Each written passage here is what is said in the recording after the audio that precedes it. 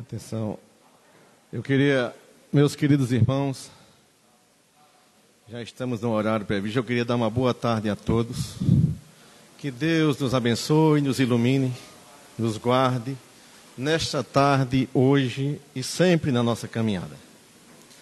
A Casa Espírita Allan Kardec, Amor e Caridade, aqui de Soledade, mais uma vez, tem essa oportunidade de trazermos o nosso palestrante Frederico Menezes, para estarmos aqui nessa tarde conosco, de falar do amor de Deus, do amor ao próximo e dos ensinamentos que o Nazareno Jesus, como modelo, nos deixou. Portanto, eu pediria a todos vocês, para esse início, que nesse momento de tranquilidade, se deixe levar pela tranquilidade, para que possamos fazer essa prece de início da nossa atividade de hoje, Eu pediria a todos que pudessem se concentrar e fechar os olhos, para que nós pudéssemos, assim, começando. Deus, Pai divino, dirigimos nossos anseios como servos humildes da excelsa doutrina do caminho e do amor, ensinada e praticada por Jesus, o Cristo exemplo de conduta, a fim de pedir as graças que possamos ser merecedores. Dai-nos, Deus poderoso, divino Jesus, o amparo das legiões mensageiras.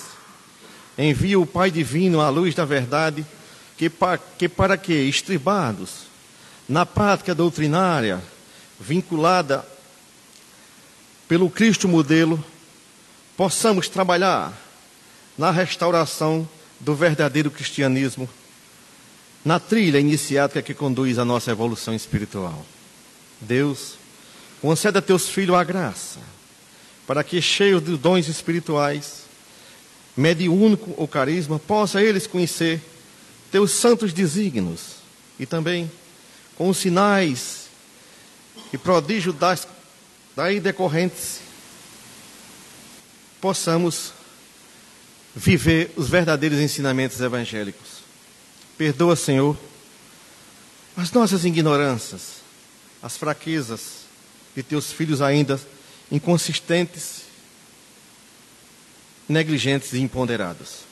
Afasta de teus filhos, Senhor Deus, a tentação do orgulho, da vaidade, do ciúme e de todos os males derivados da ignorância, que tanto macula os espíritos, empobrecendo na árdua tarefa de ser servidores da verdade, do amor e da virtude.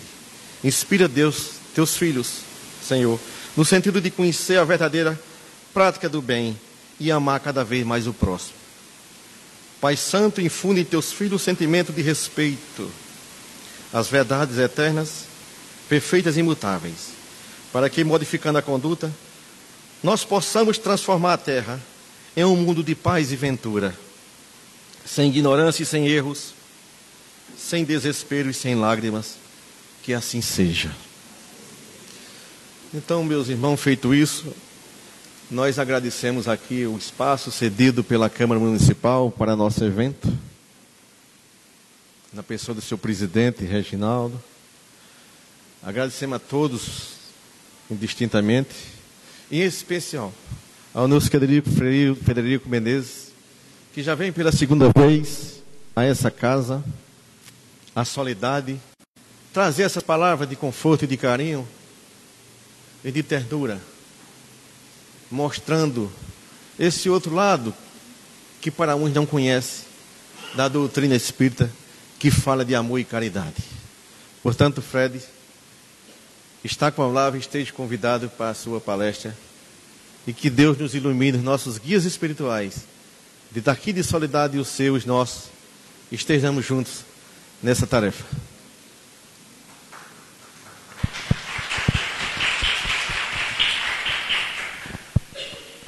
Boa tarde. Bom, conosco a alegria de poder voltar à Soledade, a segunda oportunidade, contentamento de reencontrar amigos, de conhecer outros corações e ser grato a Deus por tantas bênçãos que nós recebemos. O tema que me foi proposto, família e espiritualidade. Aliás, um tema extremamente atual e fundamental para a nossa vida. Porque nós vivemos uma experiência em que as famílias se encontram enfrentando desafios extraordinários. Os especialistas do comportamento humano, psicólogos, psiquiatras, psicoterapeutas, eles estão perplexos pela enorme quantidade hoje de crianças e adolescentes com depressão. Crianças tomando Rivotril. Jovens adolescentes sem sentido para a vida. Mais do que triplicou o número de adolescentes que estão tirando a própria existência. E até crianças de 8, 9 anos de idade pensando em desertar da vida. Vocês imaginam que esse tipo de situação era muito pertinente para adultos há 4, 5 décadas atrás. O que é que está levando crianças e adolescentes nos dias de agora, nesses dias da comunicação, da internet, das redes sociais, o que é que tem levado as crianças a um estado de depressão? O que tem levado os jovens, iniciando a sua trajetória para a vida, em pensar que a sua vida não tem sentido? Quando os especialistas estudam um problema, eles identificam que estas pessoas, esses jovens e estas crianças dizem que não encontram a razão para viver. Não encontram motivação para a vida. E por que é que eles não estão encontrando o motivo para viver? Por que é que os jovens estão tão desestruturados emocionalmente? Por que é que eles não estão sabendo lidar com as perdas, que é uma das características não só dos jovens, mas dos adultos também? A maioria de nós, talvez com exceção de vocês aqui de Soledade, não sabe lidar com perdas. Perdeu o emprego, cai na depressão. Acabou o namoro, quer se atirar de cima de um pé de coentro. Não é? Tem a briga com alguém, a autoestima vai lá para baixo. Se alguém falou mal da gente, ficamos desesperados. Isso é uma prova que há alguma coisa na nossa intimidade que não está funcionando bem. Algo nos desequilibra com facilidade tremenda. O que é que tem levado as pessoas a viverem tão inquietas? Por outro lado, por mais contraditório e paradoxal que seja, nós vivemos um momento especial da Terra, em que a nossa ciência nos trouxe muito conforto. Veja só como está a temperatura lá fora. Está muito quente, não dá? E a gente aqui sentado num conforto desse, com ar-condicionado, sentado aí, ó, numa poltrona confortável. Hoje a gente vive facilmente 85, 90 anos de idade. Há 40 anos atrás, 50, o tempo médio de vida das pessoas era 65 anos de idade, em países mais atrasados. E hoje nós vivemos mais porque nós temos mais medicamentos, a nossa ciência produziu mais técnicas cirúrgicas, a tecnologia promoveu mais qualidade de vida, e portanto a gente vive mais porque a gente tem mais recursos e conforto. Materialmente a gente vive melhor. Mas apesar disso, por que a gente está vivendo melhor materialmente, mas emocionalmente a gente está com mais problemas ainda? Não mudou nada. Trouxemos mais conforto, mas não sabemos ainda lidar com as nossas dificuldades, com os nossos problemas. A história registra que todas as sociedades que o planeta já conheceu, o Império Romano, a civilização grega, o Egito Antigo, a Mesopotâmia, a região da Pérsia, que tiveram grandes civilizações do passado, elas desapareceram quando os costumes e os valores morais desapareceram do interesse das criaturas humanas. Portanto, em toda a história da humanidade, quando não se leva em consideração estes valores morais, quando a degradação, a promiscuidade, a prostituição predomina na vida da sociedade, ela cai, ela tomba. Mas por que a sociedade termina se envolvendo com a degradação moral? Aí nós vamos chegar na base da família. Observe uma coisa interessante. Vamos ver a sociedade como se fosse um corpo, o corpo humano, ok? A sociedade seria o corpo humano. O corpo é feito de quê? Órgãos, não é isso? Coração, fígado, baço, correto? Apêndice. Pois bem, a sociedade é o corpo. Ponto. Quais são os órgãos deste corpo da sociedade? A família. A família formaria os órgãos do corpo da sociedade. E cada órgão é feito de célula, que é aquilo que a gente não enxerga, mas forma a nossa pele, forma os pulmões, forma o nosso cérebro, forma a vida material. Muito bem. Quais são as células que formam a família? Nós, os indivíduos. Então, cada um de nós seria o equivalente a célula. Cada um de nós seria uma célula.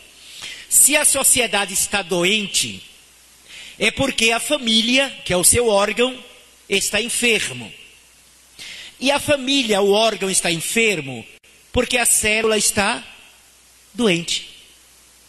O indivíduo está doente. Se você tem um indivíduo doente, ele vai formar um órgão doente, que por sua vez vai formar o corpo doente. O que é o câncer? Senão desorganização das células, que faz surgir o tumor cancerígeno. Então, se a sociedade que a gente vive está violenta, e todo mundo diz assim, a violência está muito grande. Violência antigamente era coisa de São Paulo, né? Tóquio, Rio, Londres, Nova York. Hoje você chega numa cidade relativamente que antes era tranquila, com 12 mil habitantes, e o que é que os habitantes se queixam? Que Soledade está muito violenta. Você chega numa cidade mais remota que você tenha no interior da região norte. Um lugarejo com 3 mil habitantes. E o que é que eles dizem? Ah, bom era antigamente. Agora a violência está que ninguém suporta. Então, o corpo está doente. Se o corpo está violento, é porque os órgãos estão violentos. E os órgãos estão violentos porque os indivíduos permanecem violentos. Não adianta eu me queixar que a sociedade é agressiva e eu sou violento na minha vida íntima. Eu sou violento tratando mal quem vive comigo. Eu sou violento pensando mal, porque tem gente que não dá uma tapa em ninguém. Não bate em ninguém. Mas pensa mal, que é uma beleza. E o pensamento ruim é uma agressão que a gente faz. Vocês sabiam que o pensamento da gente é um tipo de matéria? Vocês sabiam disso? O que você pensa, você está irradiando um tipo de matéria.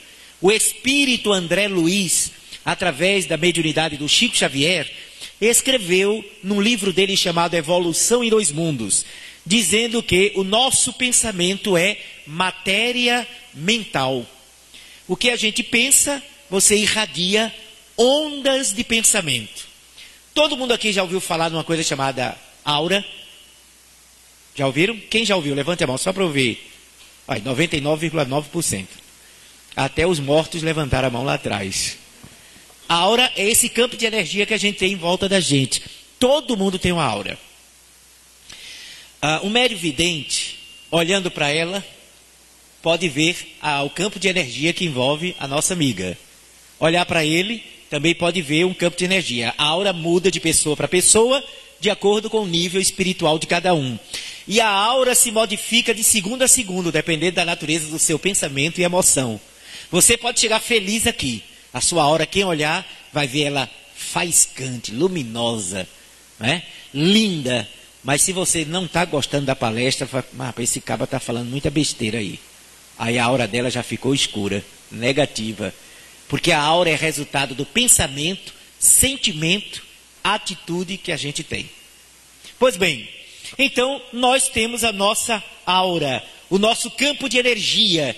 Quando a gente pensa, a gente emite um campo de energia que forma a nossa aura.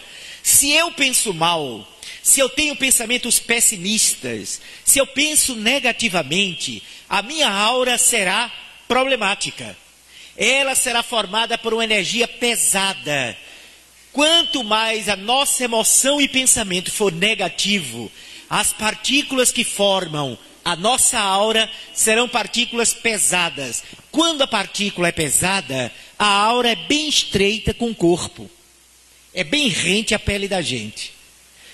Quando o nosso pensamento é otimista, cheio de amor, a nossa aura é expansiva. Ela é formada por partículas bem leves. Portanto, a aura fica o quê? Enorme. Fica grande. Não fica rente à pele. Fica amplo. Como a gente já viu nos desenhos dos santos. Não tem aquela aura? Então, quanto mais você cultiva pensamentos bons, pensamentos otimistas, mais a sua aura é ampla. E a aura ampla faz você pensar e respirar com leveza, com bem-estar. A aura é o bloco de energia em que você se movimenta, em que você vive, em que você respira. Se eu penso mal, se eu sinto mal, a minha aura vai ser ruim. Sendo ruim, eu vou passar o dia respirando aquela energia ruim. Resultado disso é que a pessoa que tem uma energia ruim é nervosa, agitada, estressada, ou então é para baixo, deprimido, rancoroso, cheio de mágoa, ressentimento, soturno, sorumbado, cadavérico, sepulcral e deprimido. E ele sofre com isso, porque não vive bem. Ninguém vive bem pensando mal. Quer ver um teste? Eu vou fazer um teste com vocês aqui agora. Posso fazer? Tentem se lembrar quando vocês tiveram raiva. Há uns 15 anos atrás, mais ou menos. Faz isso, não? Faz pouco tempo. Então, quando a gente sentiu raiva, a gente se sente bem quando está com raiva? Se alguém disser que, eu gosto, eu vou ter que chamar de mentiroso. Porque a sensação do organismo é a pior possível. Quando você está com raiva, dá um aperto na garganta, a pressão pode subir, você pode sentir dor na coluna, a cabeça estoura, você fica transtornado. Então, o pensamento de raiva, o sentimento de ódio, produz um mal-estar em quem está sentindo o tempo todo aquilo. Imagina uma pessoa ter mágoa o tempo todo. Uma pessoa rancorosa. Olha, eu detesto aquela pessoa. E ela fez mal. Fez um negócio comigo, falou uma coisa de mim. Mas tudo bem, foi quando? A semana passada? Não, faz 15 anos. 15 anos e a pessoa ainda está cheia de mágoa e rancor. Resultado é que essa pessoa, quando vai para o médico, geralmente se descobre tumor, infecção, inflamação, endometriose, cistos ovarianos, ou então tem reumatismo, artrite reumatoide, lúpus, bursite. Isso não quer dizer se alguém aqui tiver bursite ou reumatismo, é porque tem ódio não, nem mágoa. Mas se tiver mágoa e cultivar, é candidato a ter. Porque isso tem um efeito muito grande na nossa intimidade. Tem um efeito profundo na nossa vida. Então, se eu cultivo pensamentos doentios, se eu cultivo pensamentos de ciúme, de avareza, de desonestidade, eu estou me agredindo e não sei disso. E, portanto, a minha vida perderá qualidade emocional. Agora imagine vocês, eu estou falando de uma pessoa, imagine vocês a importância da família. Qual é a importância da família para a nossa experiência de vida? Qual é o primeiro grupo social que a gente tem experiências? Qual é? Quando nasce? Família.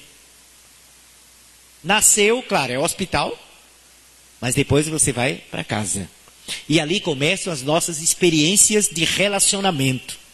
É ali em família que começa o cidadão desajustado da sociedade ou o cidadão equilibrado e nobre do amanhã. Nós só temos uma sociedade assim porque na família, a família está lançando para a sociedade estes cidadãos problemáticos. Então, o que sai da família vai formar a sociedade. Família desestruturada, sociedade doente. Não tem como ser diferente. Porque o cidadão da rua é o desajustado ou equilibrado de casa. Isso é fatal. Não tem como ser diferente. Daí porque a gente se recorda dos nossos avós, por exemplo. Os nossos avós, eles não permitiam que os seus filhos fossem dormir sem rezar. né? Tinha que se ajoelhar, botar a mãozinha, né? Agradecer a Papai do Céu. Os pais modernos já não apresentam Deus para os seus filhos, com as raras e honrosas exceções. O que é que fazem os pais de hoje? Você tem 10 minutos no Instagram, tem 15 minutos no Facebook, depois vai dormir. Então as crianças estão hoje crescendo desequipadas de Deus, despreparadas de valores espirituais. E quando eu falo valores espirituais, não estou me referindo a uma religião específica, não. Pode ser católico, evangélico, espírita, budista, judeu, não importa. O que importa são os valores. Porque às vezes a gente diz que é católico, mas não vive como tal. A gente diz que é espírita, mas não vive como tal. Tem gente assim, eu creio em Deus, mas vive como se Deus não existisse. Então não adianta nada.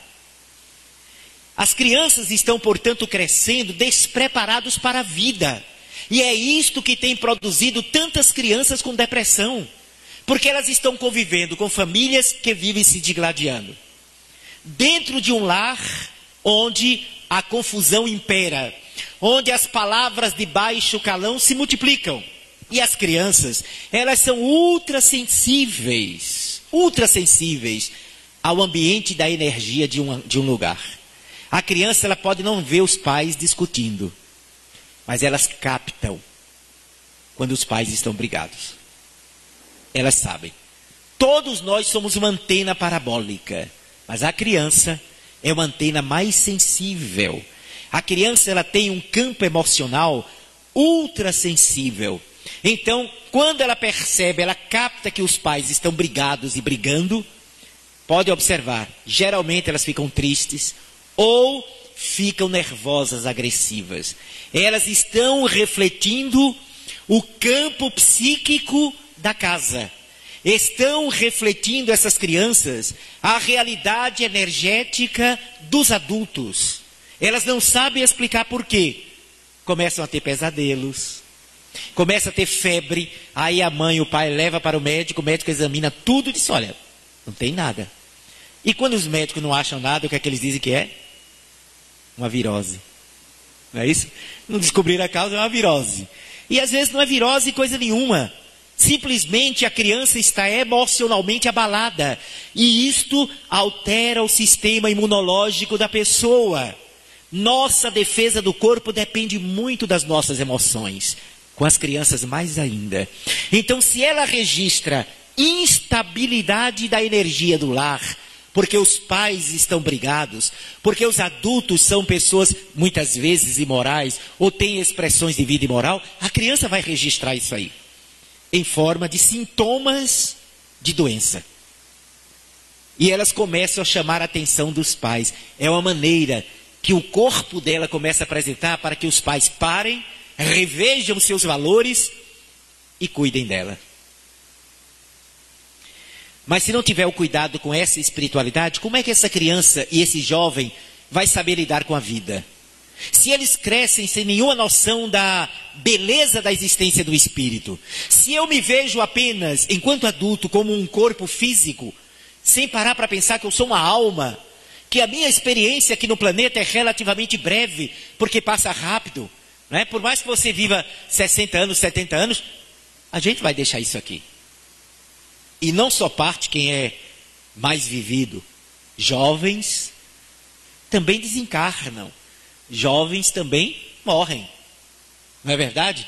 Então, se nós não entendermos o sentido da vida e não passarmos isso para os nossos filhos, nós vamos ver crescer crianças que se tornarão jovens frágeis, psicológica e emocionalmente, e claramente serão adultos candidatos a problemas como obsessão, a problemas como enfermidades múltiplas, candidatos à autodestruição, ao alcoolismo, à drogadição, ao medo de viver, à síndrome do pânico, à depressão. Gente, tá chato ou tá legal a abordagem? Tá bem, bem? Bom, como eu sei que vocês não mentem, quem está gostando, levante a mão, por gentileza. Massagem no ego do palestrante, que coisa linda, né? Muito bem, posso seguir nessa linha de abordagem? Muito bem. Então, a gente tem que repassar. E para a gente fazer isso, na nossa família, nós somos convidados a nos educar. Nós que eu falo é pai, mãe, tutor, irmão mais velho, tia, avó, avô e avó também. Porque tem uma história de que a avó e avô é só para curtir o amor e estraga a educação dos netos. Né? Foi duro com o filho, mas com os netos é uma pamonha. E qual é a missão dos pais? Livro dos Espíritos. Os espíritos superiores respondem ao senhor Allan Kardec. Quando Kardec indaga, o que seria a missão dos pais? Olha a resposta, uma das missões mais belas que existe na Terra. E cabe aos pais, olha a tarefa, qual é a tarefa de pai e mãe? Tarefa dos pais. Guiar o filho, que é uma alma que veio do espaço, portanto nosso irmão, orientá-lo para o bem e para uma vida moral digna, orientar para Deus. Tarefa de pai e mãe não é dar só roupa, nem brinquedo, nem colocar na escola, nem alimentação, apenas. Isto, claro, também. Mas essencialmente nortear a vida dos filhos com valores, porque esses valores vão formar o caráter da criança e posteriormente do jovem e depois do adulto. Quando nós não cumprimos isto, diz o livro dos Espíritos, os pais terminam por sofrer no futuro a consequência da sua falta de cuidado com a condição moral dos seus filhos. E quando a gente se torna avô ou avó, prossegue a mesma tarefa.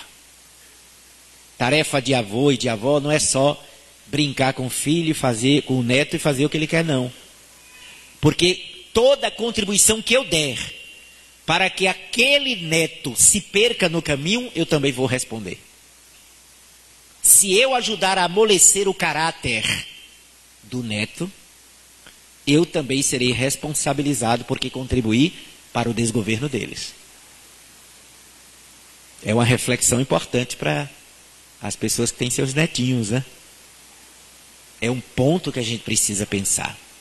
Então, passar esses valores. Gente, é tão importante a nossa família. É tão importante, por mais problemática que ela seja, por mais briga que tenha. Família já começa a ser bom porque tem jeito para a gente conversar e até brigar. Não é? Eu tenho um amigo, eu estava fazendo um seminário lá em Fortaleza, eu e ele, éramos 2 palestrantes. Ele é da Bahia. Ele não casou, portanto, uma pessoa que se dedicou só à causa da doutrina espírita, na oportunidade. E a gente foi jantar junto, e eles, Fred, às vezes, rapaz, eu sinto uma solidão tão grande. A gente sai de um evento como esse, eu pego o avião, vou para a Bahia, chego lá na Bahia, ninguém me esperando no aeroporto. Nem a Polícia Federal, porque ele não fez nada errado. Aí ele diz que chega em casa, né, abre a geladeira, tira bebida láctea, aquela bebida, né? Isis, tudo mais. Pega esse miojo, faz o miojo e come sozinho, sem ter ninguém para conversar, trocar ideias. Né? É tão importante você ter companhias. Eu costumo dizer que a gente precisa do outro até para ter raiva. Não é, né? Porque você ter raiva sozinho estoura pelas costas. Então é importante o relacionamento humano. A gente precisa do outro, aquela frase que diz assim, o amor é o alimento das almas, é uma frase corretíssima, porque a vibração, o magnetismo da outra pessoa nos preenche. Quando alguém nos olha com carinho, quando alguém olha para a gente com afeto, quando alguém olha para você e diz assim, eu te amo, a gente sente uma coisa diferente, não sente não? Sente não? Vocês já sentiram isso? Ou eu estou aqui numa plateia de seres extraterrestres? Não é gostoso? Perfeito. Não é? Então, você sentir o afeto é a coisa mais importante que existe. Pessoas que não amam e não demonstram esse amor, porque não basta só amar, é preciso demonstrar. Ou pessoas que não sentem esse amor, ambos apresentam algum nível de distúrbio. Uma pessoa mal amada, por exemplo, você conhece fácil. O mal amado é fácil de conhecer. Geralmente não tem brilho nos olhos. É uma pele demasiada, é meio pálido, se irrita por besteira, você olha para a pessoa, está com a cara amuada, parece que dormiu numa cama de prego. Tá, bom dia, falando, bom dia. É sintomático isso. Já quando você está sentindo receber amor e também ofertando, a sua postura é outra. As pessoas notam. Quando a gente se apaixona, e aí vocês entendem disso perfeitamente, né? Quando a gente está apaixonado, todo mundo nota, rapaz, tem alguma coisa estranha com fulano, está tão diferente, né? Está com um brilho diferente nos olhos. O que é que está acontecendo? Está apaixonado. Por quê? Porque o sentimento provoca uma reação bioquímica. Por que é que o olho da pessoa que está amando brilha? Pode ser amar o ideal, não quer dizer amar só uma pessoa, não. Pode ser um ideal, pode ser uma profissão, pode ser um momento, pode ser a natureza, não importa. Por que é que brilha? Porque quando você ama, o organismo produz muito adrenalina, dopamina, serotonina, equilibradamente. Isso provoca uma reação quase que fosforescente. Você irradia pelos olhos o momento que você está vivendo. Já quando você leva um fora na relação, quem olha diz o quê? Você acabou de levar um fora. Como é que fica a pessoa fisicamente? Eu sei que vocês nunca levaram fora, mas amigos de vocês. Não fica arrasado? Você olha assim, dá aquele trapo arriado. O ombro faz logo isso. Não é não? Fica logo assim. Fulano, o que é que tu tem, hein? Nada. Não é? Chega, como é que vai? Tô indo. Pra onde? Sei não. Né? Sofre logo a ação da gravidade, a bochecha arreia, o olho arreia, tudo arreia. É o desamor, é a sensação de desprezo, é o medo de não ser aceito, é o medo de ser abandonado.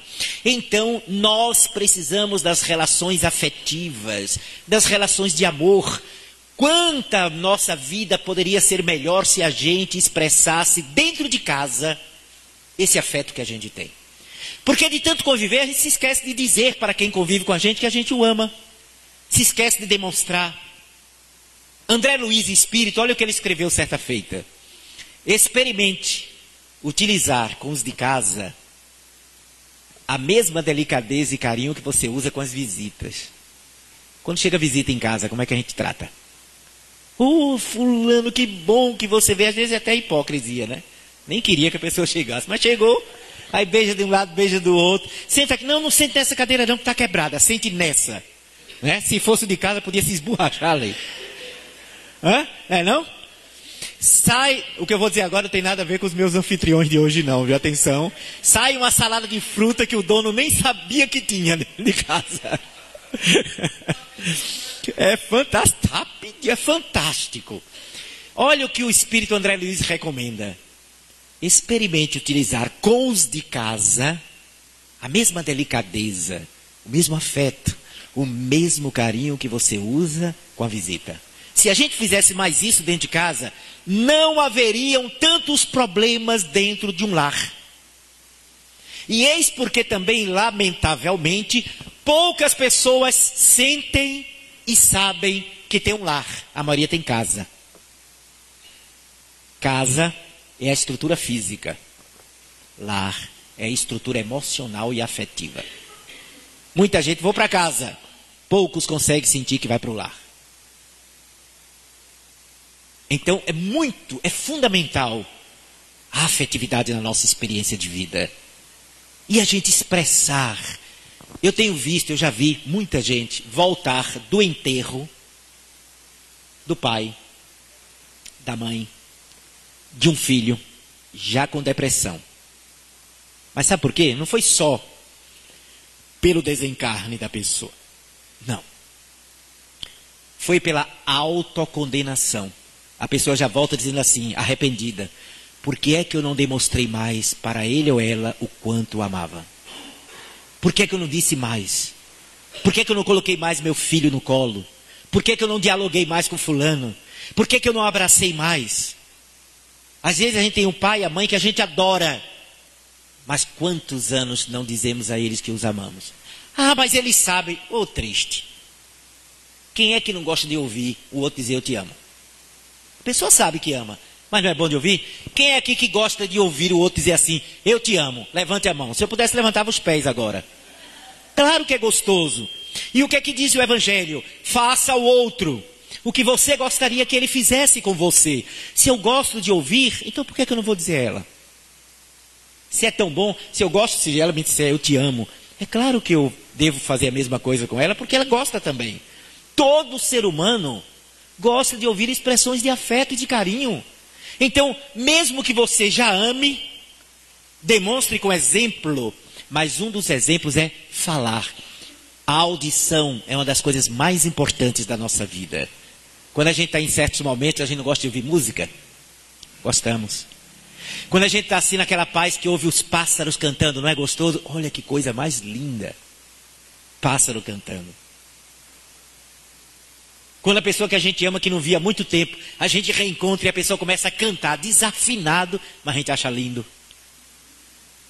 Por quê? Porque nós somos seres integrais. Então a gente precisa tocar, abraçar, acolher, mas a gente precisa ouvir, a gente precisa falar, a gente precisa demonstrar. Se a gente fizer mais isso dentro de casa, nós estaremos equipando nossos filhos de valores do afeto, para que eles cresçam sem medo de demonstrar carinho.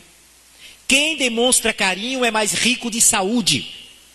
Quem oferta amor tem mais saúde no organismo, porque tem mais saúde emocional e mental. Já a pessoa tensa, que até tem um sentimento lá dentro, mas não aprendeu a demonstrar. Tem um grande palestrante espírita, o Divaldo Pereira Franco, creio que todos já ouviram falar. E Divaldo tinha uma dificuldade muito grande de demonstrar afeto. Agora que ele melhorou muito, já com a idade avançada. E ele mesmo, eu vou falar isso aqui, sei que está sendo transmitido, porque ele já falou isso, tem no YouTube ele abordando esse tema. Então não estou penetrando na intimidade dele não, porque ele mesmo revelou isso. E ele disse que apesar de ter tanto afeto, tanta ternura, ele não conseguia expressar isso. Por quê? Porque quando ele era criança, que corria para abraçar o pai dele, começo do século XX, Divaldo tem 92 anos de idade, quando ele corria para abraçar o pai dizia, que é isso, menino? Homem não dá beijo não. Homem não fica abraçando outro homem. Olha. Ou seja, aquilo foi reprimindo. Porque o pai dele, coitado, não por culpa nem por maldade, o pai dele também já tinha recebido isso do avô de Divaldo. Então havia uma repressão. Ele não desenvolveu a capacidade do afeto, de demonstrar o afeto. Quantos traumas nós não temos? Tem gente, eu já vi pessoas, aparentemente, você olha assim, o cara parece uma pedra.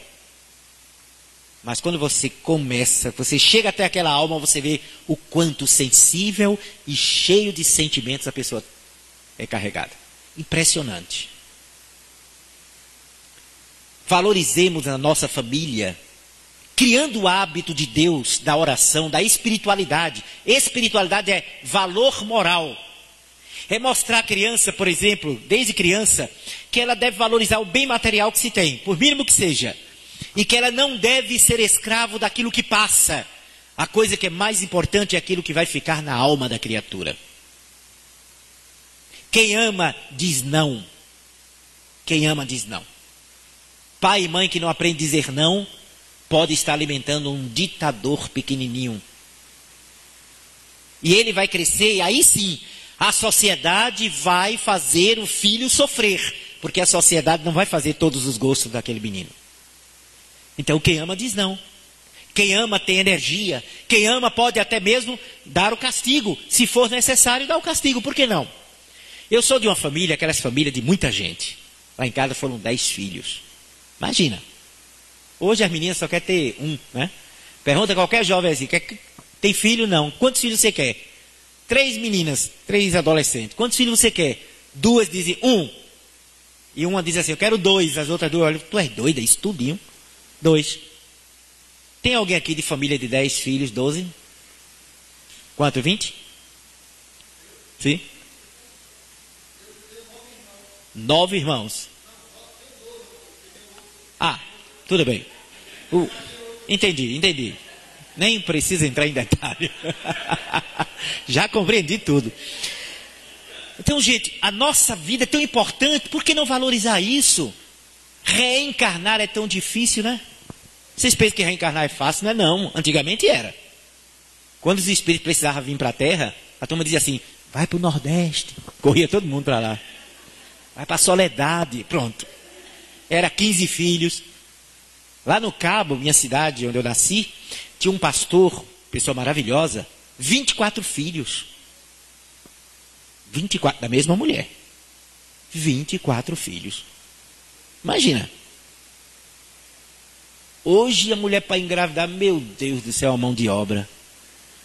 Não sei o quê, tem que tomar hormônio. Né?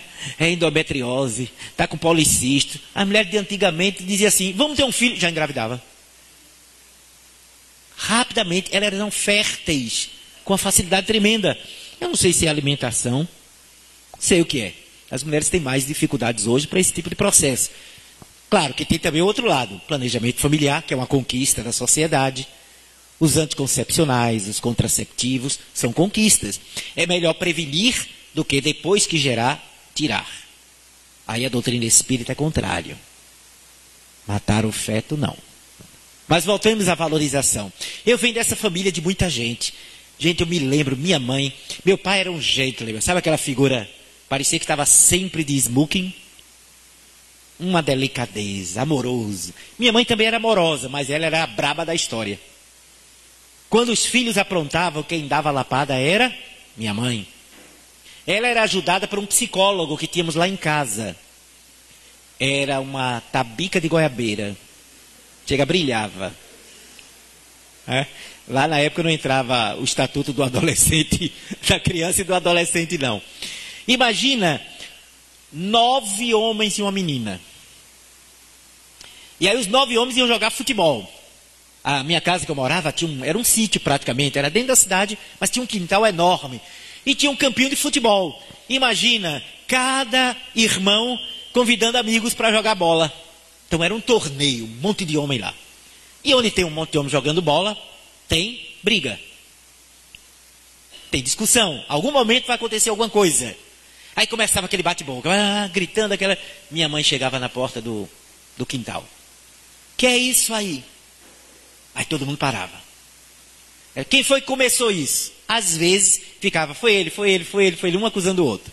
Às vezes ninguém dizia nada, ficava todo mundo calado. Minha mãe fazia, não vai aparecer quem foi não? Tem problema não. Os de fora, façam a fila aqui do lado esquerdo e saia. Os meus, façam a fila do lado direito e passem por aqui. E ela pegava, chamava o psicólogo. E cada um que passava levava uma lamborada, só uma. Ela não espancava não, era só uma. Pá! Teve uma vez que o filho do vizinho, um coronel, filho do coronel Hermia, pegou a fila errada. Levou uma lamborada. Que minha mãe foi na casa dele pedir desculpas. Mas naquele tempo não tinha essa coisa dos pais ficarem, não, fez bem, dona Terezinha. Estava no meio, mereceu. Pronto. Foi o que o pai disse. Então eu agradeço muito, eu gosto muito de contar essas experiências, porque eu sei o quanto é importante da vida em família. Como é importante, gente. Você sentir que é amado. A maneira de cada pessoa também, a gente não pode querer que as pessoas nos amem, porque tem uns exigentes. Quer ser amado como eu quero. Só que as pessoas não são obrigadas a amar como eu quero ser amado, não. Cada um ama de acordo com a sua maneira de amar. As pessoas não são iguais. Ele não ama igual a que esse aqui ama, o Haroldo ama. Não. Não é dessa maneira. Cada pessoa tem a sua forma, seu nível, seu sentimento. Então a gente tem que saber ter sensibilidade para aceitar esse amor, para entender esse amor. A minha mãe Leoa, imagine, ela não ia amar 9 filhos da mesma maneira. Tinha momentos diferentes, contexto diferente. Né? Meus pais, quando estavam noivos, eles iam casar e eles já combinavam logo, ó, primeiro filho vai ser menina. A gente quer logo uma princesa e pronto, acabou. Né? E aí foi legal. Meu pai, assim que casaram, minha mãe engravidou logo. Ela era desse time. Né? De vamos ter e tem logo. Nasceu e eles esperando logo a garota. Não tinha ultrassonografia naquela época. Só sabia o sexo quando nascia. E aí eles com a expectativa da princesa nascer logo, nasceu um homem. Aí meu pai disse, tem problema não, a próxima é ela. Poucos meses depois minha mãe engravidou de novo. E aí nasceu o homem. Aí o pai disse, a terceira vai ser a menina. E aí minha mãe engravidou imediatamente. e nasceu homem. Mas aí ela ficou grávida pela 4ª vez e foi homem de novo.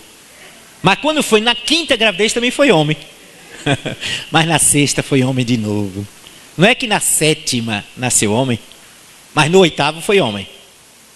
9º, aí sim, tudo bem. Minha mãe, como toda mulher, vocês mulheres, sensíveis, mediúnicas, sensitivas, intuitivas. Minha mãe olhou para meu pai e disse: Tune, é ela. Aí meu pai se arrepiou, foi ao comércio, comprou a mamadeira cor-de-rosa, o berço cor-de-rosa, chupeta cor-de-rosa, brinco cor-de-rosa, lençol cor-de-rosa. Eu nasci. Então olha aí que coisa linda, né? E o 10º foi a menina. Mas eu fico grato, mas imensamente grato a minha mãe e meu pai pelo amor que me transmitiram. Então isso se refletiu na minha forma de adulto, de ver e valorizar pessoas. Foi tão importante para mim o que eu vivi com eles, que já se encontram no mundo espiritual. Então veja o quanto é importante você passar para os seus filhos o Evangelho de Jesus. Passar para as nossas crianças a grande mensagem libertadora, se formos espíritas, do Espiritismo. Tem gente que diz assim: não vamos falar para a criança sobre morte, não. Que conversa? Isso é coisa de adulto. Criança pode sim ouvir falar sobre morte, até porque ela não está ainda com a mente como a gente está.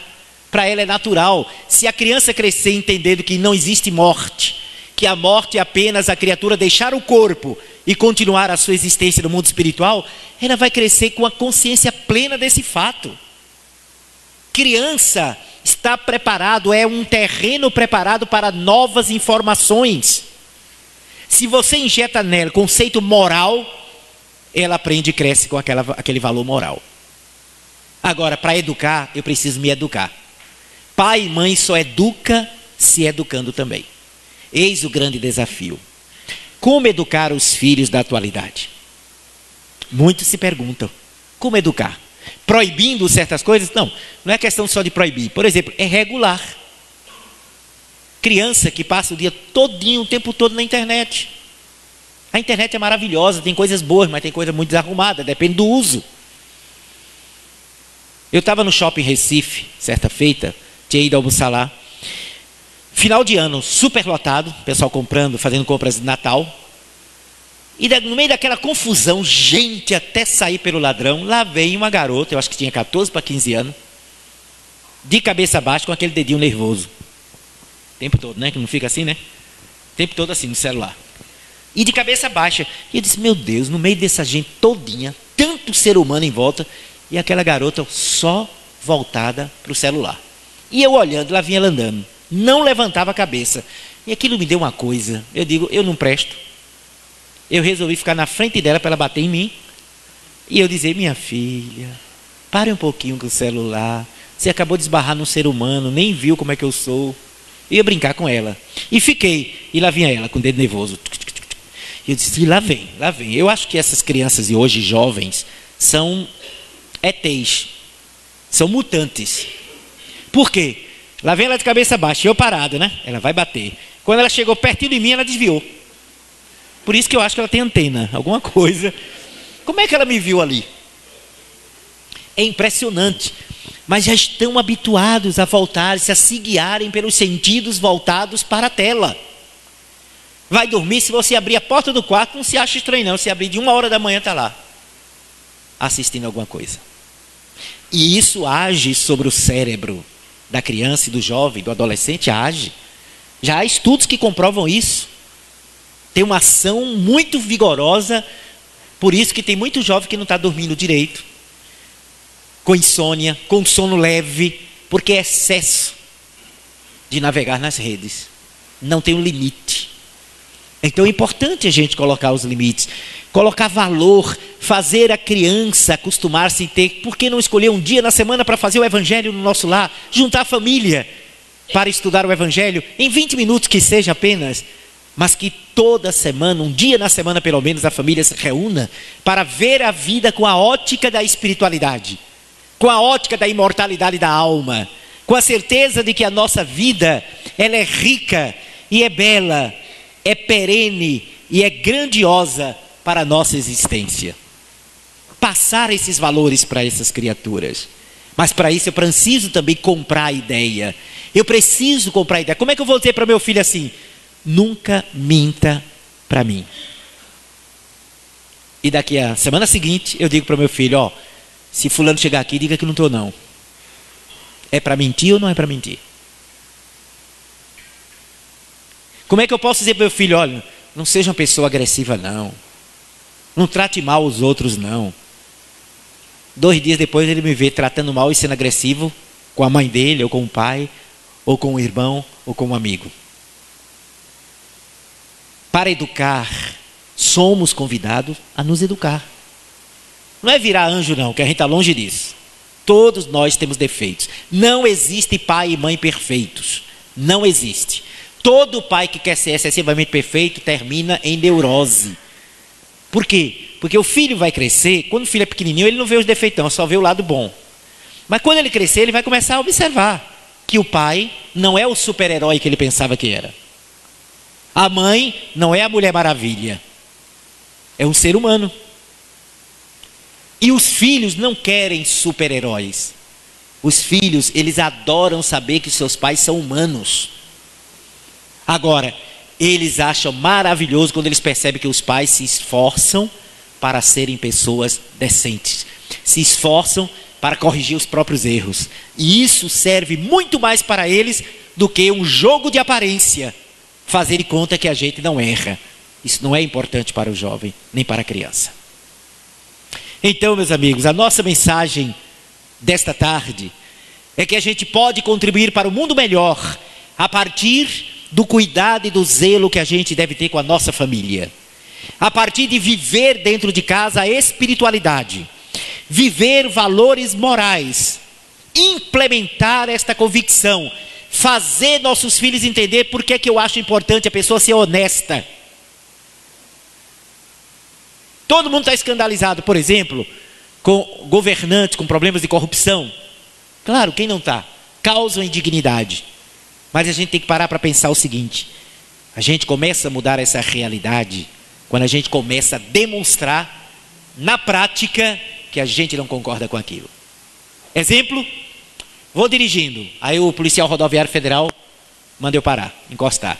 Tem gente que já vai encostando procurando o dinheiro do Guaraná e da cerveja do soldado. Eu estou fazendo o quê? Corrompendo. E às vezes na frente do filho.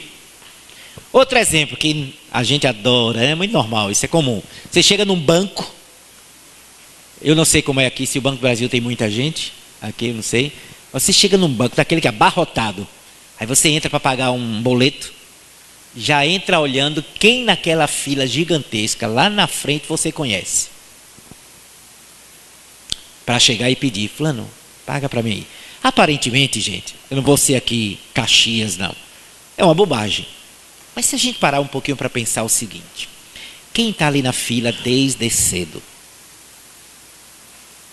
Aí chega você, lindinho, bonitinho, e vai falando, paga aí para mim, já com a pessoa perto da caixa. É um desrespeito a quem está ali há muito tempo. Sem dúvida. Vai ser legal para a gente? Vai. Mas que é um desrespeito, é.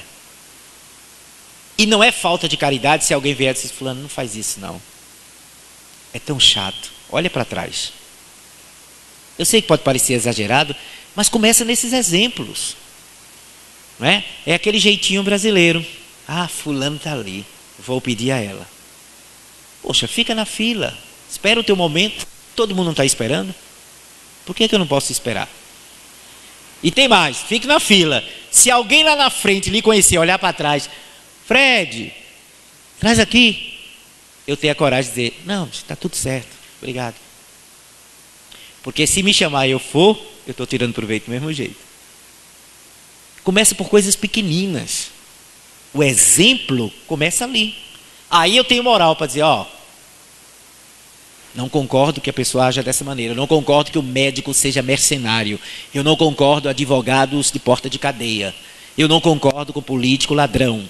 Eu não concordo com fulano enganador. Eu não concordo com o pedreiro que enrola, nunca trabalha, termina a obra. Não concordo com o marceneiro que recebe o dinheiro e vai embora, desaparece e não faz o serviço. Aí eu tenho moral para dizer.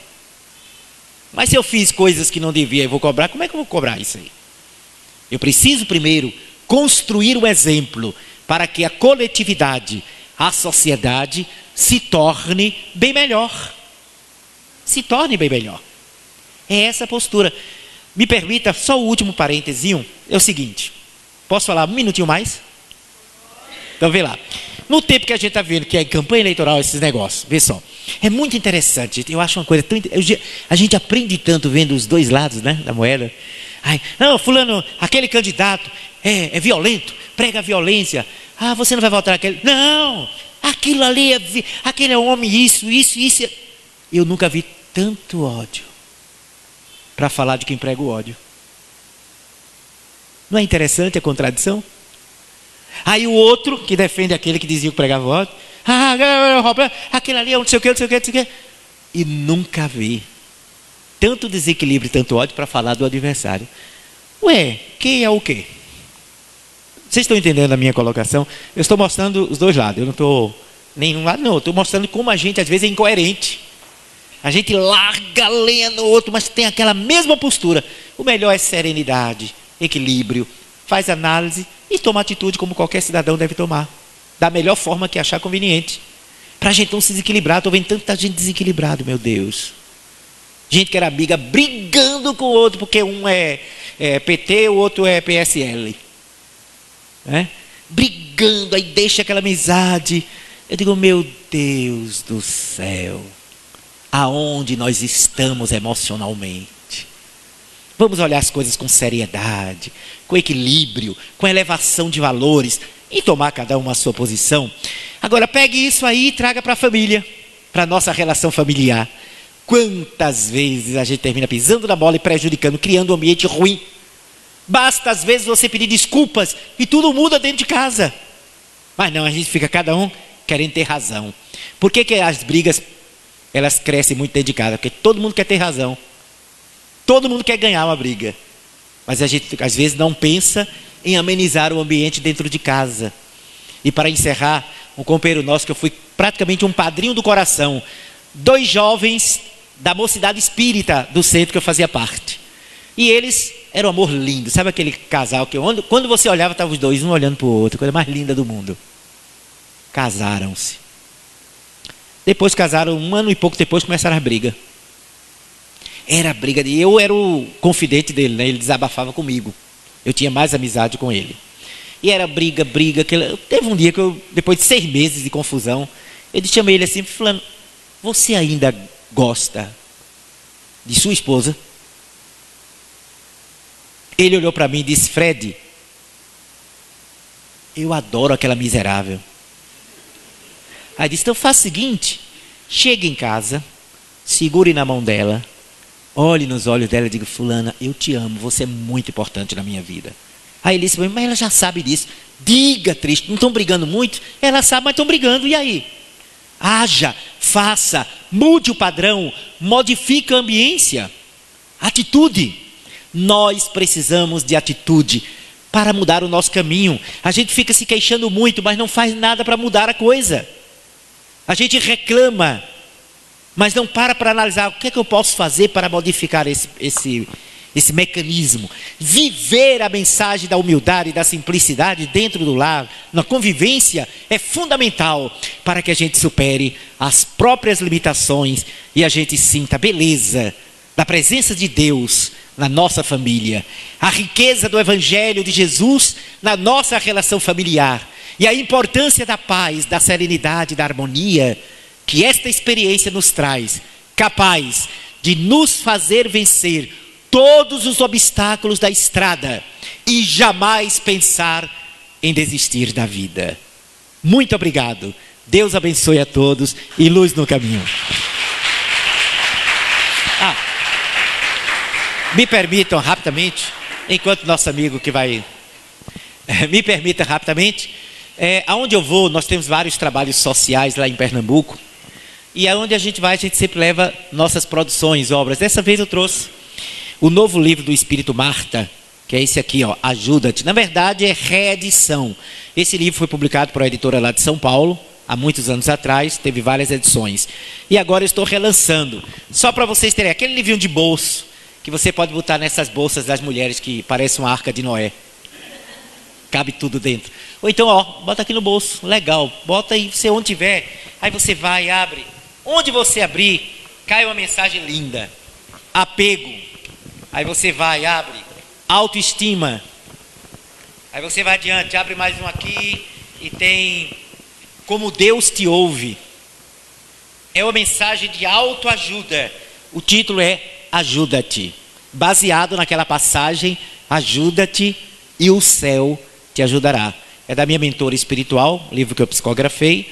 Se alguém se interessar em adquirir e desejar alguma dedicatória, está até promocional. Com autógrafo é o mesmo preço. Ok? Pronto, meu amigo.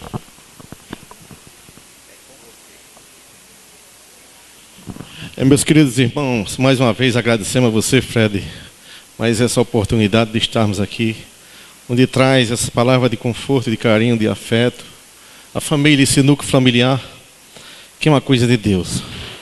Antes de terminarmos, o nosso querido Fred vai ali autografar o livro. Eu pediria a vocês uns 3 minutos por aí, que nós estamos com o nosso querido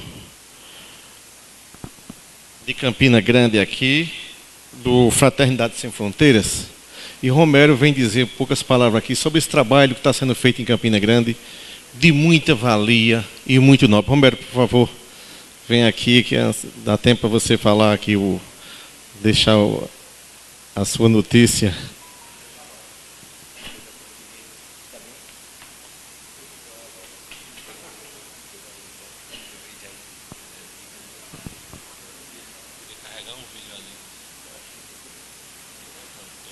Eu não sei mexer.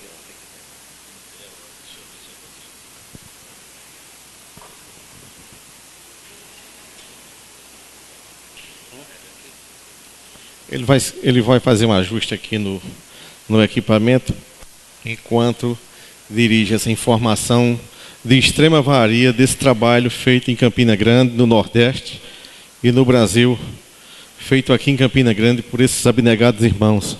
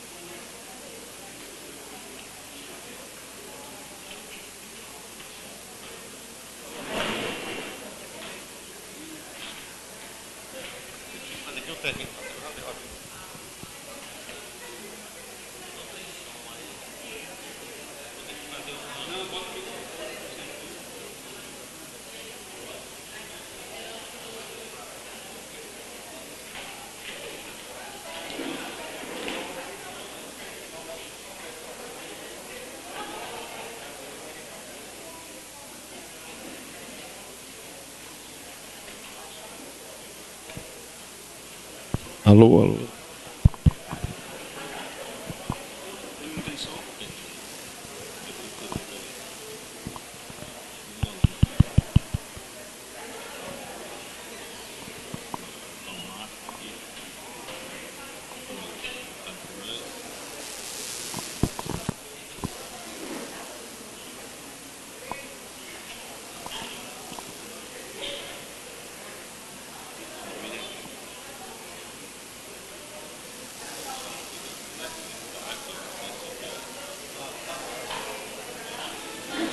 No final de 2015, o Brasil começou a registrar um surto de crianças com microcefalia. Milhares de casos.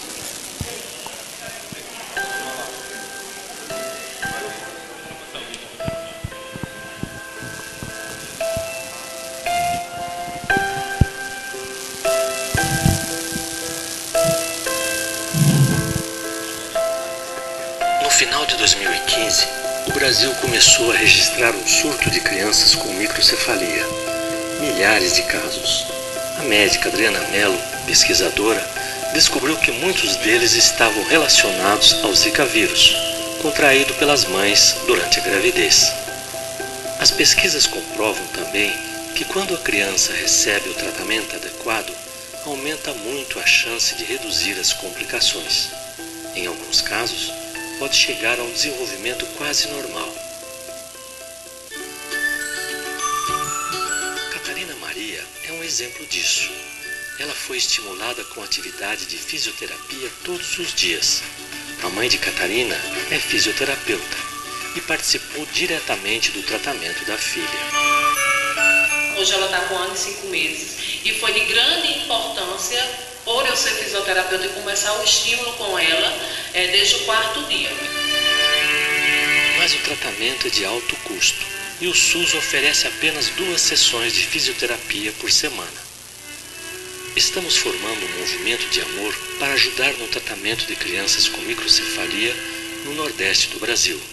Em Campina Grande, na Paraíba, essa união de voluntários e apoiadores viabilizou a implantação do Centro Integrado de Apoio à Criança com Microcefalia. O prédio foi doado e a mobilização fraterna cuidou da reforma e montagem.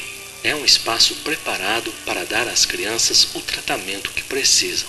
As crianças vão passar a ter 5 dias de um tratamento que a gente chama de terapia intensiva e constante. Fono, fisioterapeuta ocupacional, todos juntos trabalhando intensivamente em cada criança. Então vai sair daquela coisa de 2 dias para 5 dias na semana. O primeiro passo foi dado, extraordinário, que a gente está tendo aqui. Foi muito tempo, uma luta muito grande pela equipe do IPESC, mas agora a gente tem outro desafio, que é da manutenção de todo esse trabalho. Muitos profissionais, muito material que será necessário para o apoio a centenas de crianças com microcefalia. A fraternidade no coração humano tem força para transformar desafios em esperança. Acesse www.fraternidadesemfronteiras.org.br e apadrinhe o tratamento doando R$50 por mês. Com a sua ajuda e o tratamento adequado, as crianças vão se desenvolver.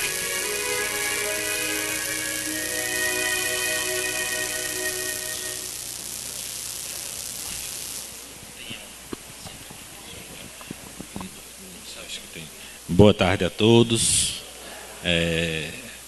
Sempre uma alegria falar para os companheiros aqui da região e, sobretudo, alegre o espírito por estar na presença de Fred, essa criatura que nos ajuda, é luz para o caminho de muita gente. Nós que fazemos parte do IPESC, que é o projeto primeiro projeto brasileiro da Fraternidade Sem Fronteiras, que é uma ONG que há 11 anos cuida de crianças na África. Hoje, sobre a tutela da Fraternidade Sem Fronteiras, temos já cerca de 15 mil crianças atendidas na África. E em 2016, quando eclodiu o surto de Zika vírus aqui em nossa região, e a região mais atingida justamente foi a nossa região, a região Nordeste, Paraíba, Pernambuco, Rio Grande do Norte, Alagoas, Bahia, são os estados que mais têm casos, e a fraternidade viu que nós estávamos em Campina Grande tentando fazer alguma coisa para que se pudesse ajudar essas crianças no tratamento, que é um tratamento que começou e ainda é um desafio, uma doença nova, uma doença recém-descoberta que ninguém sabe. Como a própria médica que descobriu, ela sempre diz, a gente tem o que dizer, a maioria dos pacientes com todas as outras doenças, com síndrome, qual será o prognóstico, o que é possível, o que se tem sobre essa doença de resultado, de tratamento. Mas no caso do Zika vírus, há 2 anos atrás, como hoje, pouco se sabe sobre o que se pode fazer por essas crianças. E nisso, em Campina Grande, um grupo do IPESC, que era um instituto de pesquisa que há 10 anos pesquisava medicina aqui do Nordeste, e já tinha um respaldo internacional grande por conta de projetos de pesquisa que teriam sido feitos, parceria com a USP, com a UNIP e outras instituições, recebeu a missão de não deixar essas crianças com microcefalia abandonadas. Hoje, em Campina Grande, por doação de uma família lá em Campina Grande, que nós estávamos com 50 crianças e o sistema público tinha parado a assistência a essas crianças, assistência devida pelo menos, e não tínhamos nada. Através de uma conversa com Rossandro Coinja, em 2017, fomos a Goiás, no Congresso Espírita de Goiás, que é no Carnaval, e ele cedeu a metade do tempo que ele dispunha da palestra dele para a Adriana, para ela contar justamente o que estava acontecendo.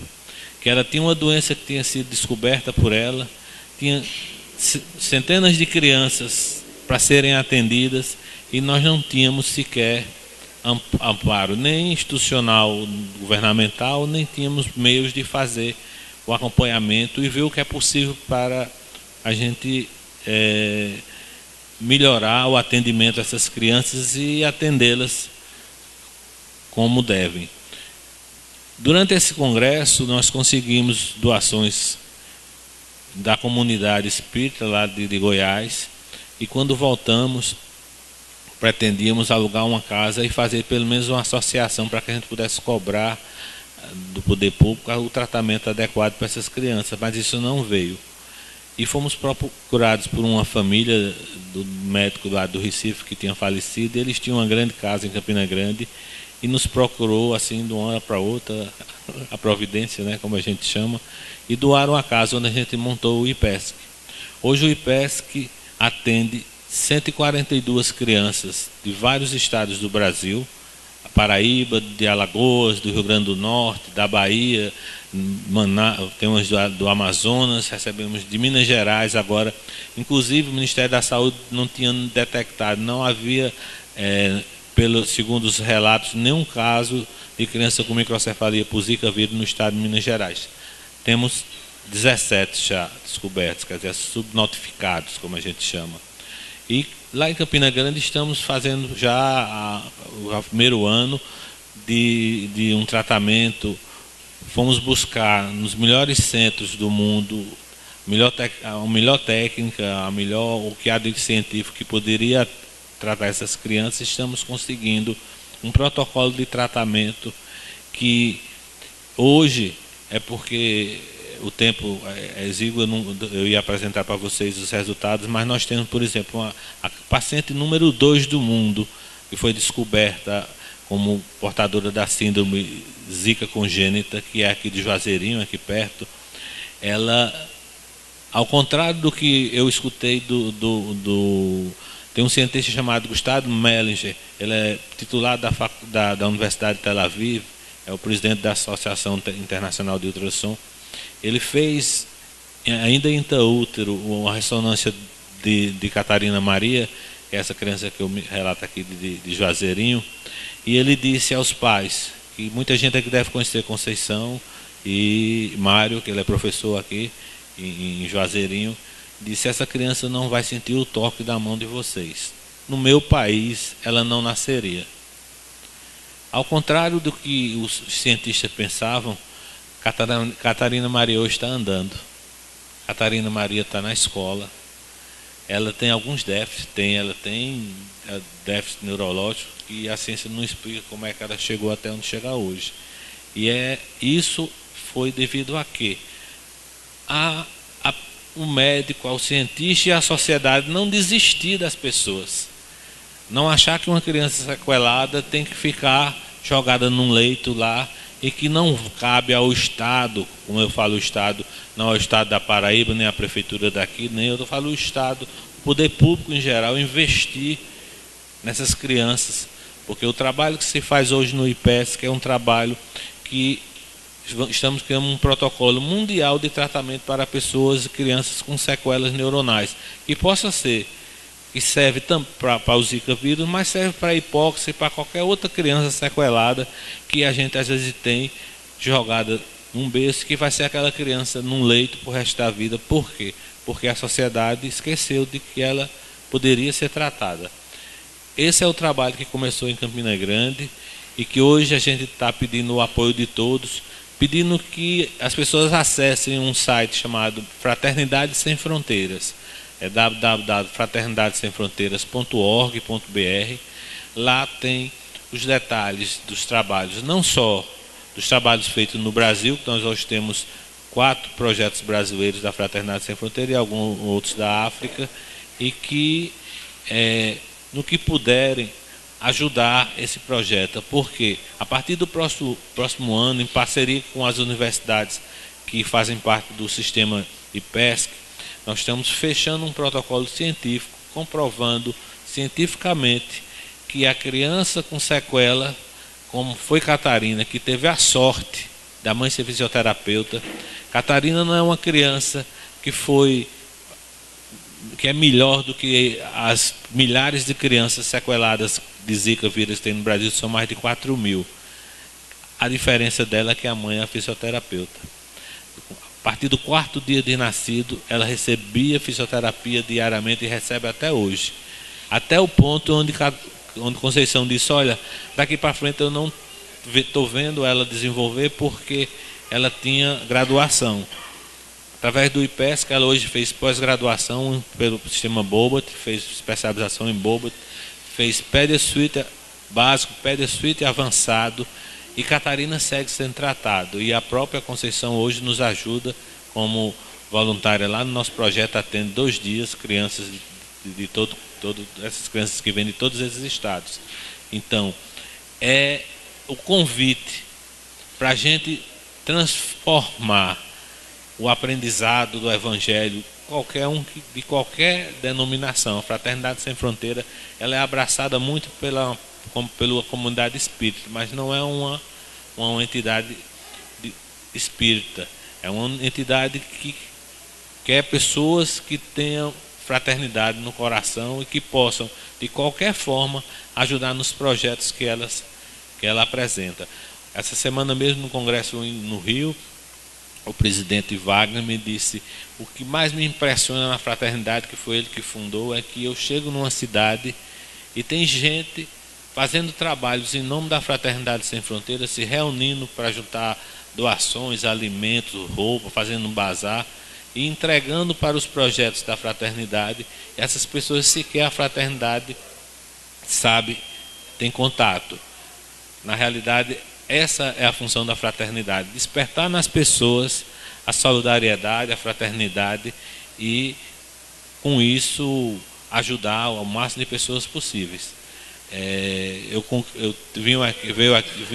Estou aqui aproveitando o gancho de Fred estar por aqui, que é uma outra pessoa que tem um trabalho maravilhoso lá no Cabo, que inspira a gente. Quem puder, no possível, conhecer lá os trabalhos lá que eles fazem sociais lá no Cabo, é muito interessante também. Mas aqui em Campina Grande, que é bem perto, nós temos várias formas de ajuda ao IPESC, desde a doação pela conta de energia da Energisa, de qualquer valor. Você pode ligar, ou você quer titular de um CDC, o C, como eles chamam hoje, uma unidade consumidora, e dizer, olha, ligar para lá, o 0800 da companhia, e dizer, eu quero doar para o IPESC R$5 por mês na minha conta, R$2, R$10, o que for conveniente e possível, e ela repassa integralmente isso para o IPESC. E é através dessas pessoas, temos hoje mais de 1000 pessoas no mundo, porque a fraternidade hoje é mundial, ajudando o projeto de Campina Grande, e hoje nós estamos para inaugurar em novembro a casa de apoio, porque a unidade que a gente tem já está muito pequena. Nós temos 30 mães do Brasil, de outros estados e cidades, que elas passam 3 meses, que é a primeira fase do tratamento, que é um tratamento intensivo, 5 dias por semana de fisioterapia e acompanhamento por todas as especialidades médicas necessárias. Elas ficam nessa casa e estava com pouco espaço. Nós criamos agora a casa de apoio e com doações nós estamos reformando a casa e montando uma casa de apoio que vai abrigar cerca de 30 mães, para que se possa também ter um apoio à própria mãe. Essas mães, como por exemplo as 30 que nós temos em casa hoje num regime de internato, tem delas, por exemplo, que vieram de Minas Gerais. Aí deixam os outros filhos, deixam o marido, deixam toda a família. Ela vem unicamente com seu filho ou sua filha e fica só. E lá não tem como, por exemplo, você vir, mesmo se você tivesse condição, trazer uma babá, não. É você e sua filha, 24 por hora, seu filho, 24 horas por dia. Isso gera depressão, isso gera cansaço. Essas mães precisam de atenção. Nessa casa de apoio que a gente está pedindo ajuda às pessoas, é justamente para que elas possam ter, não só, elas estão morando no ambiente da terapia. Lá temos o instituto que tem os consultórios, tem as salas de fisioterapia e alguns alojamentos improvisados. Nós vamos ter alojamentos específicos e com salas para terapia ocupacional, para que se tenha apoio psicológico a essas mães que são guerreiras, porque não é fácil você deixar toda a sua família e passar 90 dias fora de casa, como as que eu recebi, uma de Manaus, que veio e que agora, por incrível, a ironia do destino, ela achou que lá em Manaus, no Amazonas, não ia ter tratamento para o filho dela, Ezequiel, e ela resolveu, vai morar em Areia. A família veio de Manaus, está morando em Areia, porque a prefeitura lá dá transporte para Campina e tem um filho tratado. Era isso que eu queria trazer a vocês, pedir e convidar a quem for em Campina Grande, passar lá no IPESC, no Santo Antônio, na rua Salvino de Oliveira Neto, lá perto da igreja de Santo Antônio, e conhecer o trabalho e nos tentar, de qualquer forma, nos ajudar a continuar. Muito obrigado. Ok, Romero. Meus irmãos, já deixei a prece final, como toda reunião tem a nossa prece. E hoje eu peço esse momento que possamos fechar os olhos e agradecer a Deus. Agradecer a Deus, agradecer essa palestra que Fred trouxe, que foi um bálsamo em nossas almas, nessa relação de fraternidade e família, que possamos tirar a lição disso, do que foi dito, e possamos ainda levar aos nossos lares, a nossa casa, e levar a nossa família. Que Deus possa nos abençoar hoje e sempre. Que a espiritualidade amiga, os bons espíritos estejam junto a nós, hoje e sempre. E que Deus nos abençoe e que assim seja. E que voltamos para casa com luz, paz e amor. Que assim seja. Obrigado por tudo.